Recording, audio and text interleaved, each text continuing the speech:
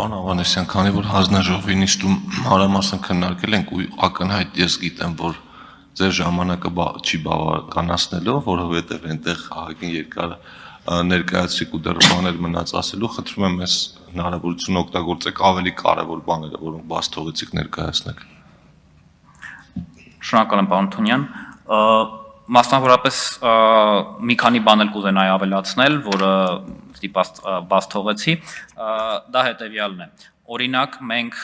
որակի վրա լրացուցիչ շեշտ ենք դնում, մասնավորապես մենք թույլ ենք տալիս էքսպերտային գնահատականներ, փորձագիտական գնահատականներ, քանի որ հաճախ մենք տեսնում ենք, որ բարդ գնումների իրականացման ժամանակ ամբողջությամբ բացարձակ օբյեկտիվության մեջ հնարավոր չի պայմանը սահմանել։ Օրինակ, երբ որ թվային համակարգ է ձեռք բերվում, օրինակ user interface-ը, որը ժամանակակից պայմաններում չափազանց կարևոր է, շատ բարդ է ասել օբյեկտիվորեն ում user interface-ն է լավը կամ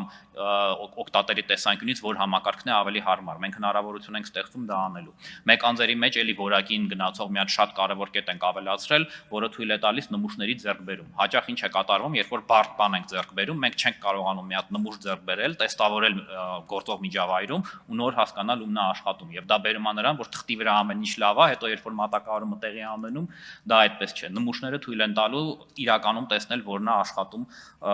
որը չէ։ Մենք նաև ներարկել ենք հետևյալ կարևոր մի հատ կետ, որը ներկայիս գեոպոլիտիկ պայմաններում չափազանց կարևոր է, դա այն է, որ մենք կարողանում ենք հայելային սահմանափակումներ կիրառել։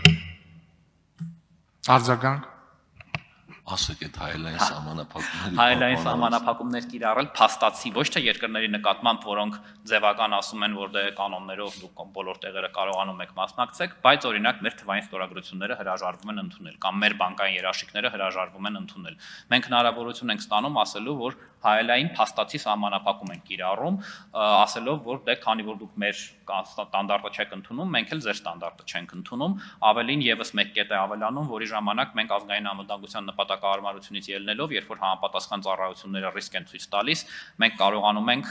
սահմանափակում մտցնել տվյալ ընկերության կամ տվյալ մարդկանց կողմից սեփականատիրության մեջ գտնվող ընկերությունների նկատմամբ, մինչ այժմ ամեն անգամ կառավարության որոշում էր պետք ընդունել, որը հանգեցնում էր շատ բարդ եւ երկար գործընթացի եւ կառավարությունը ոչ մի անգամ պատմության մեջ նման որոշում չի ընդունել, չնայած նրան, որ ԱԱԾ-ն եւ ԱՀԾ-ն որոշ դեպքերում նույնիսկ զգուշացնում էին, որ խնդիր կա, բայց արագության տեսանկյունից ուղղակի չէր ստացվում այդ որոշումը ընդունել։